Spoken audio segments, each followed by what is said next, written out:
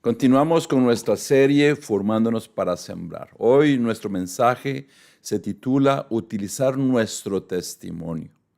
Dios no solo nos salvó para ir al cielo, sino para contar lo que Él hizo en nosotros. Todos nosotros hemos sido salvados por Dios. Todos nosotros estábamos en las mismas condiciones. Así que nosotros necesitamos comprender varias cosas. No todos predican desde un púlpito, pero todos pueden contar lo que Cristo hizo en su vida. El testimonio es una herramienta poderosa porque conecta la verdad doctrinal con la experiencia personal. Ponte a pensar en esto. Todos nos vemos en un espejo usualmente casi todos los días y varias veces al día nos vemos en un espejo. Aquí hay un espejo que refleja el rostro de varias personas. Entonces, tú ves quién eres, ves las facciones, ves los detalles en tu rostro. De la misma manera, Dios conoce quiénes somos, Dios conoce las facciones de nuestro rostro. Y esto es muy importante, debemos de recordarnos quiénes éramos y quiénes somos ahora en Cristo Jesús. Acompáñame a orar. Señor, te doy tantas gracias porque nos salvaste, Señor, nos redimiste. No teníamos ninguna posibilidad de cambiar nuestras vidas. Sin embargo, pusiste tu mirada en nosotros. Padre, gracias por hacer de nosotros personas totalmente transformadas, personas diferentes. Permítenos, Señor, vivir a la altura de todo lo que has hecho por nosotros. Permítenos valorar. Permítenos llenarnos de gratitud, no olvidar lo que has hecho en nuestras vidas, no olvidar lo que eres en nuestras vidas. Por favor, bendice este mensaje, bendice a todas las personas que se conectan a este mensaje. Señor, transforma nuestros corazones a través de tu palabra y todo esto te lo oro en el nombre de Jesús. Amén. Vamos al primer punto que se llama el testimonio comienza con humildad, para lo cual nos enfocaremos en Romanos capítulo 3, versículo 23, el cual dice, pues todos han pecado y están privados de la gloria de Dios. Dice todos, esto nos iguala en la universalidad del pecado, nos hace ser nos hace hacer todos de la misma manera, ser iguales. Y dice que somos privados o destituidos, lo cual significa ser separados de la gloria de Dios. Aquí el apóstol Pablo establece la base del evangelio. Nadie está en ventaja moral. El testimonio comienza reconociendo, yo también estaba allí. Un ganador de almas no habla desde la superioridad, sino desde la gratitud. Si puedes ver la imagen, antes esta imagen muestra oscuridad y después esta imagen muestra luz. Así más o menos es como deberíamos de vernos a nosotros, antes en la oscuridad y ahora en la luz. Vamos a tratar de entender este mensaje. Muchas veces nosotros consideramos o llegamos a pensar que somos menos pecadores que otras personas, pero a la luz de los ojos de Dios, nosotros somos iguales, estamos destituidos, estamos separados de la gloria de Dios por el pecado. Pero hay personas que pueden ver a los demás desde arriba, pero aquí no hay ni uno solo. Puedes imaginarte a alguien que logra subir a una montaña y los otros se quedan en el valle. Y desde la montaña esa persona puede ver a los que están en el valle y poder decir, mira, allá abajo están. Pero tanto el que está en la montaña como los que están en el valle, si lo vemos desde la visión humana, podríamos decir está más alto, pero si lo vemos desde la visión divina, desde la visión de Dios, ninguno, tanto el de la montaña como los que pueden estar en el valle, pueden tocar las estrellas. Ese es el mejor ejemplo de cómo estamos separados de la gloria de Dios. Para eso también vamos a otra escritura que está en 1 Timoteo capítulo 1, versículo 15. Este mensaje es digno de crédito y merece ser aceptado por todos. Que Cristo Jesús vino al mundo a salvar a los pecadores, de los cuales yo soy el primero. Pablo no dice yo era, sino dice yo soy el primero. Pablo reconoce su condición pasada y su dependencia presente. La humildad da credibilidad al mensaje. No debemos olvidar que fuimos rescatados. Vamos a poder entender un poco esta escritura. Dice aquí el apóstol Pablo que todos debemos de ver este mensaje y aceptado. Y dice que Jesús vino por todos los pecadores y él mismo se reconoce aquí, de los cuales yo soy el primero. El apóstol Pablo, un hombre que religiosamente obedecía la ley del antiguo pacto, aquí dice yo soy el primero de los pecadores. Él se considera, y aquí podemos hablar un poco acerca si hay pecados más graves que otros. Bueno, si hay pecados, los que ofenden el Espíritu Santo, son pecados graves. Pero también podemos pensarlo de esta manera: ¿por qué Pablo se sentía que él era el peor de los pecadores? Te lo voy a decir por una razón: porque él persiguió a la iglesia de Dios, él persiguió a los discípulos de Cristo, él persiguió a los cristianos y era parte de los que los condenaban a la muerte. Pero no solamente los condenaban a la muerte física, sino también los obligaban a blasfemar en contra de Cristo. Esto era algo terrible para las personas que no solamente estaban siendo asesinadas, sino también estaban siendo obligadas a negar a Jesucristo de sus vidas. Mira, si algo tiene presente Dios, es a los burladores, a los que se han burlado de su pueblo, a los que se han burlado de los servidores de Dios. Escuché por ahí que si alguien se mete con una persona que permanece de rodillas, está cometiendo un grave error, porque Dios no olvidará esas burlas. Posiblemente así fuimos nosotros, nos burlamos de la palabra de Dios, nos burlamos del pueblo de Dios, nos burlamos de las personas que hablaban de Dios, y eso Dios lo tiene bien presente. Hoy hay muchas personas que se burlan del pueblo de Dios, los cristianitos, los aleluya, los panderetas, tantas cosas que pudimos haber dicho. Y aquí el apóstol Pablo lo tenía bien claro: yo soy el primero. Así que ninguno de nosotros, o sea, lo que aquí la Biblia está haciendo es que debemos de tener humildad de no considerarnos, yo no era tan malo, yo no era tan complicado, yo casi tenía alas de ángel, porque si no, el sacrificio de Jesús, ¿verdad? Que Él vino al mundo a salvar a los pecadores. ¿Qué se necesitaba o qué se necesita para que el efecto del mensaje de Cristo, su entrega, se haga claro en una persona? Es que esa persona tiene que entender que es un pecador. De la misma manera, nosotros no debemos de quitarle el crédito de lo que Jesucristo hizo, porque vino a salvarnos a nosotros, que somos pecadores. No tenemos que ver a uno a este lado, ni a otro a este lado, ni atrás, ni adelante, sino tenemos que vernos a nosotros mismos. No olvidar que el testimonio comienza con la humildad de reconocer que nosotros vivimos en una figura pecaminosa delante de Dios, pecadora, por lo cual Jesucristo vino a salvarnos. En otras palabras, las personas no se resisten a la humildad, se resisten a la arrogancia religiosa. Personas que andan constantemente creyéndose que son muy buenas. El testimonio impacta cuando mostramos de dónde Dios nos sacó. Esto es muy importante, no olvidemos de dónde Dios nos sacó.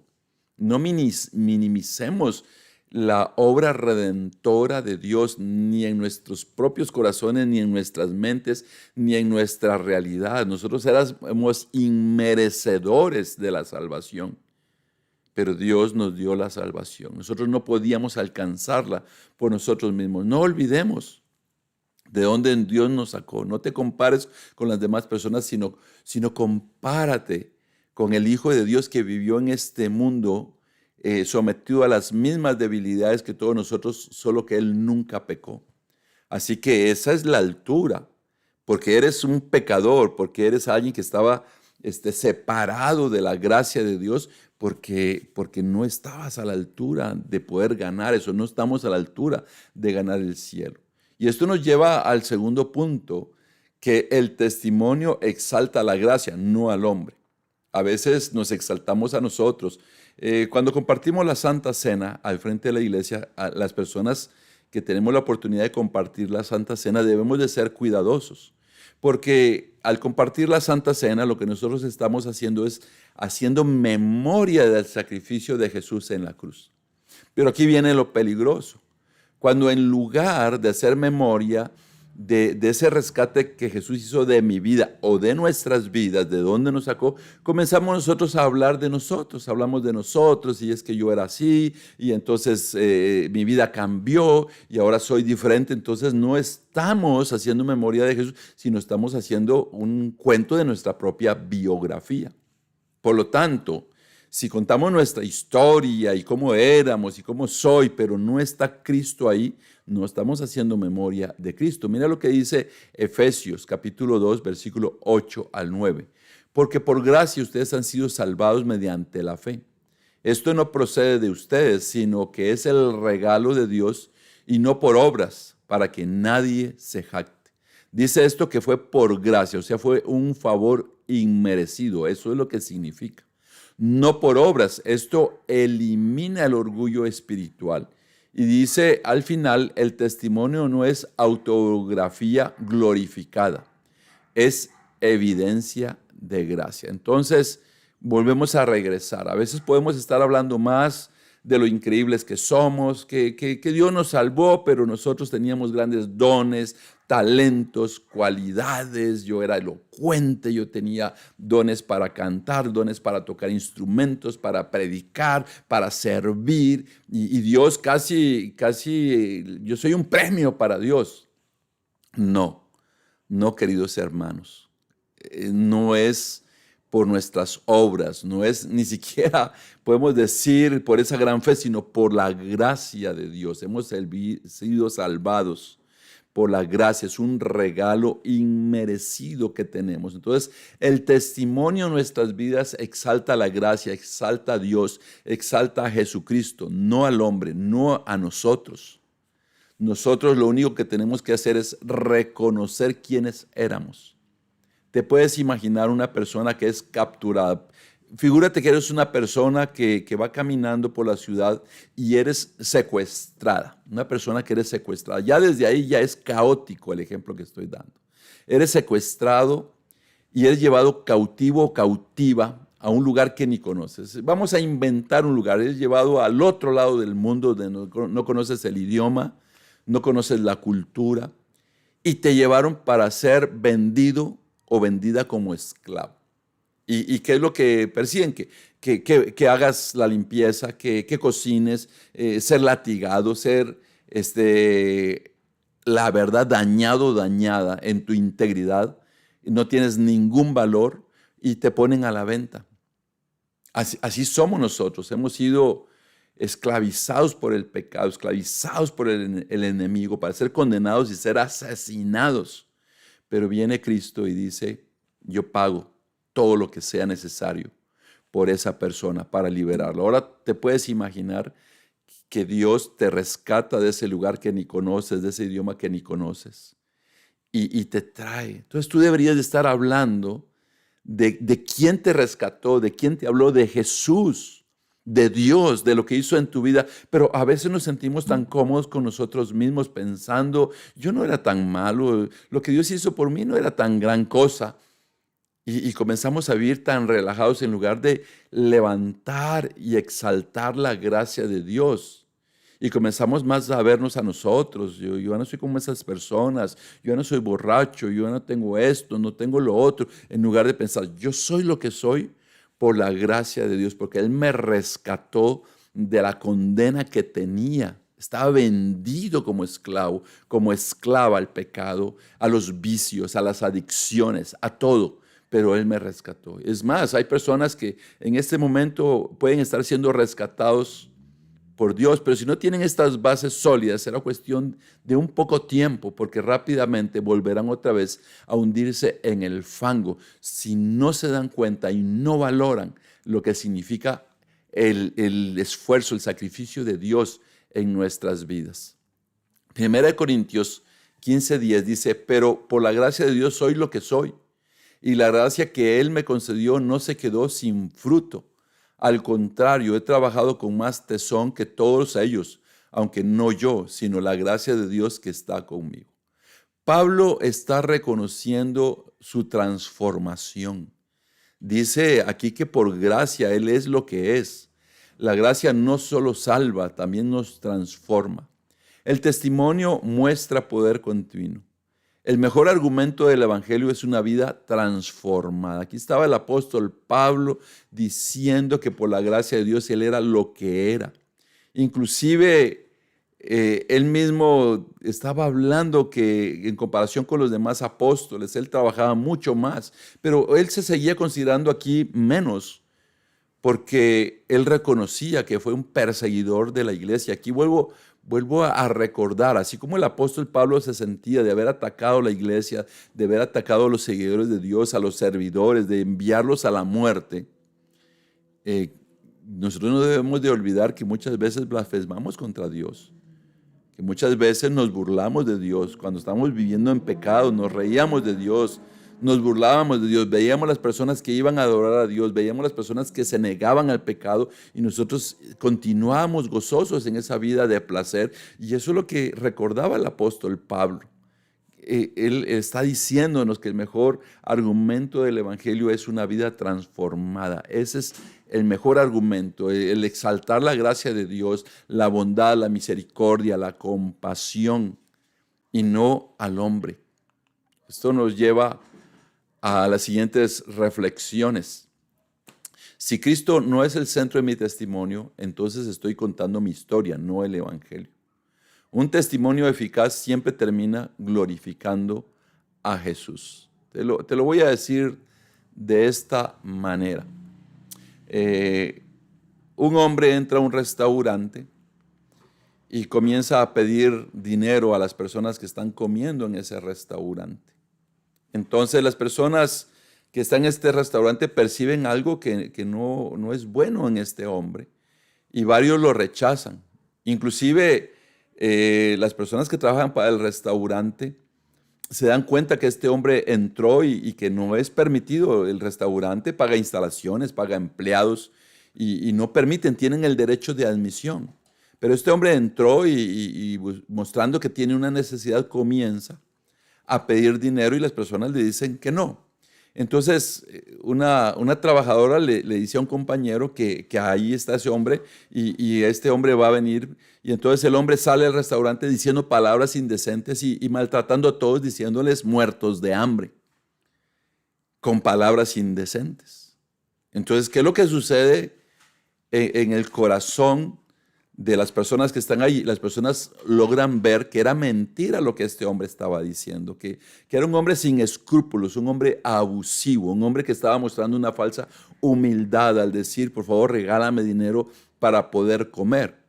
Si no le dieron, él pudo haber dicho gracias, gracias, y si el dolor estaba en su corazón porque no tenía qué comer, él pudo haber salido y no, ellos no quisieron darme, no está ninguno en obligación de darme comida, y él pudo haber salido inclusive sin ofender a los trabajadores del restaurante.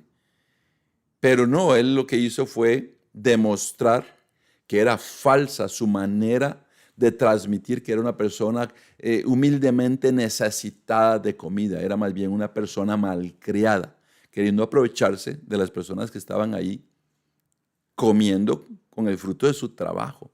De la misma manera, nosotros tenemos que poder entender que el centro de nuestro testimonio es Cristo. Si yo dejo de ver a Cristo, si las personas dejan de ver Cristo en mi vida y comienzan solamente a verme a mí, inclusive es peligroso que yo pueda hablar de Cristo, pero si traigo los patrones del pasado, lo que estoy hablando es de mi propia historia, contada desde mi perspectiva.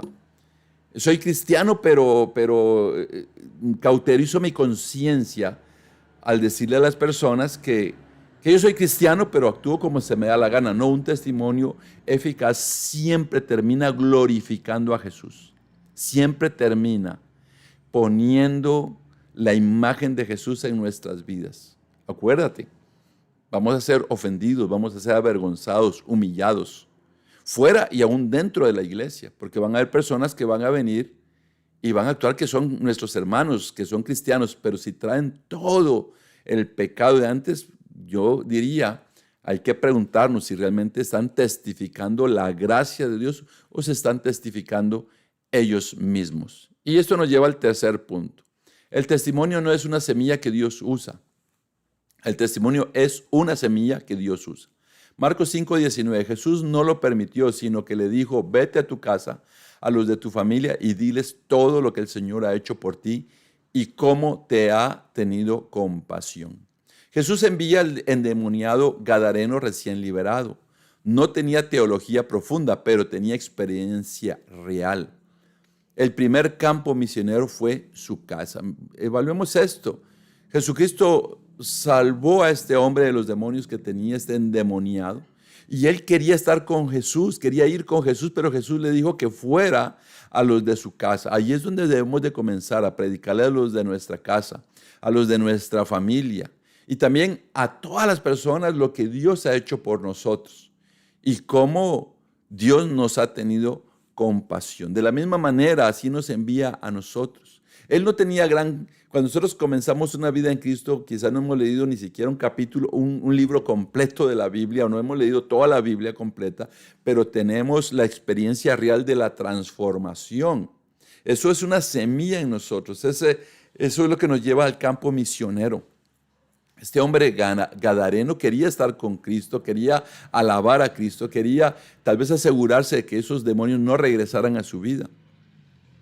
Pero Jesús le dijo, ve a los de tu casa, a los de tu familia y diles todo lo que el Señor ha hecho por ti y cómo te ha tenido compasión. Nosotros debemos de estar hablando de Jesús, de cómo nos ha tenido compasión. Apocalipsis 12:11, aquí hablando de que el testimonio es una semilla que Dios usa, dice, ellos lo han vencido por medio de la sangre del Cordero y por el mensaje del cual dieron testimonio. No valoraron tanto su vida como para evitar la muerte. Aquí aparece la palabra del testimonio, o sea, era una proclamación pública. El testimonio tiene dimensión espiritual de guerra, no es solo relato, es arma espiritual. Una chispa puede encender un bosque entero, así que lo que nosotros somos, lo que nosotros éramos y lo que Dios nos transformó, salir de esa oscuridad para entrar en su luz maravillosa.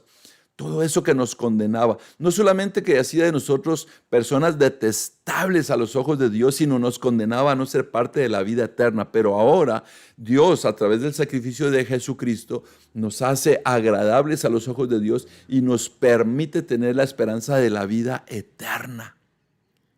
Así que el testimonio en nuestras vidas es una semilla que Dios usa para que otras personas se vuelvan a Dios. Quizás alguien está esperando escuchar exactamente lo que Dios hizo en ti.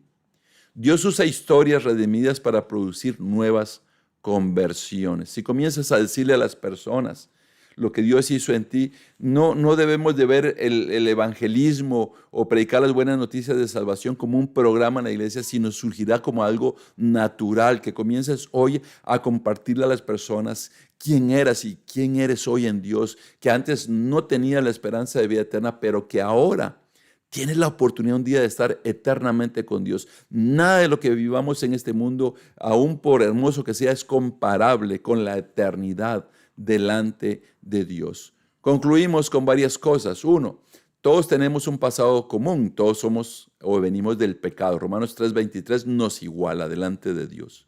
Todos tenemos una gracia suficiente. Efesios 2 nos recuerda que somos salvos por la gracia. Exaltamos la gracia de Dios, no lo que nosotros éramos o somos.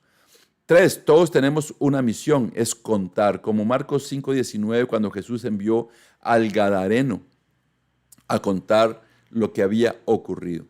Tu testimonio es evidencia del poder de Dios, es prueba de la gracia, Es una herramienta de evangelismo, es una semilla de salvación. No necesitas un micrófono, necesitas obediencia. No necesitas elocuencia, necesitas gratitud. No necesitas perfección, necesitas sinceridad. Las preguntas para toda la iglesia es, ¿estoy usando mi testimonio o lo estoy escondiendo? ¿He olvidado de dónde Dios me sacó? ¿A quién debo contarle esta semana lo que Cristo hizo en mí? Que tu vida sea un sermón viviente y tu historia un puente hacia la cruz. ¿No te parece que sería fabuloso si esta semana le cuentas a alguien lo que Cristo hizo por ti? Que posiblemente ahorita estarías destruido, perdido, sin lo que ahora eres o lo que ahora Dios te ha dado, pero que Dios hizo algo muy grande. Así que te invito a que esta semana le cuentes a alguien lo maravilloso que es Dios, lo maravilloso que es Jesucristo y lo que hizo en ti. Quizás tu testimonio ayude a alguien a encontrar la salvación.